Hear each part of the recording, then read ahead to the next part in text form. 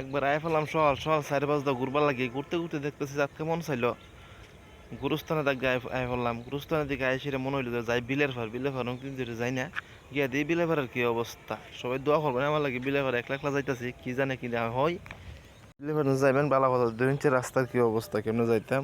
যাইতে বেলায় দিয়া দিয়া দেখি কষ্ট করে যাই, একটু বই জন্য ইচ্ছা হয়েছে মনের, মনে ইচ্ছা হয়েছে না, এই যে গেলাম, এই যাইলাম, লাভ দিলাম হয়েছে। লাইলে লাইলে দিয়া যাবো আর কি, বুঝেন না। যাইতাছি যাইতাছি লাইলে দিয়া দিয়া একদম ফসলের মাঝখানটা দিয়া লাইলে দিয়া হাঁটতে হাঁটতে মনে করি যেখানে যাওন যা দিলাম আল্লাহর নামে ফোট। যে লাইনটা দিয়ে আইতে চাইতাছি মোটামুটি লাইনটা বড় ওই ভালোই লাগতো চাইতে চাইতে, কারণ ছোটো ছোটো লাইন লাইটটা যায় মজা পাইতাম না আর কি, বুঝতে। এই যে দেখেন আমাদের ঐতিহাসিক গাছ, ঠিক আছে। এটা এক সময় আপনার ছিল কড়ুই গাছ, অনেক বিশাল বড় কড়ুই গাছ। চারিদিক দিয়ে জ্বর ছিল, মানুষ যায় বিশ্রাম নিত, ঘুমাইতো, ঠিক আছে। আমরা এসে বসতাম ছোটোবেলায়, কিন্তু হঠাৎ করে বট গাছ উঠছে এটার উপরে, ওইটা এত বড় কড়ি গাছটা মারা লাইছে। এটা হলো আল্লাহর কুদরত।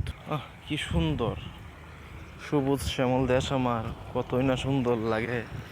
কৃষকের হাসি মুখ দেখতে অনেক ভালো লাগে, কিন্তু কৃষকের পেটে আমরা রাত্রি দিই, এটাই বাস্তব। একটু খাওয়া দেবো আর কি, রোজার মাস, পানি তোর খাওয়া যাবো না, নয়তো পানি খাই দেখাইতাম আপনাদেরকে। তো আইসা পড়লাম এই কাঙ্ক্ষিত জায়গায়, অনেকক্ষণ হাঁটাহাঁটি করে আসলাম। প্রত্যেক দিন এই জায়গায় আমার পক্ষে আসা সম্ভব না, অনেক দূর, ওই জায়গায় আসতে কোনো গাড়ি টাড়ি পাওয়া যায় না। তো ভিউটা অনেক সুন্দর।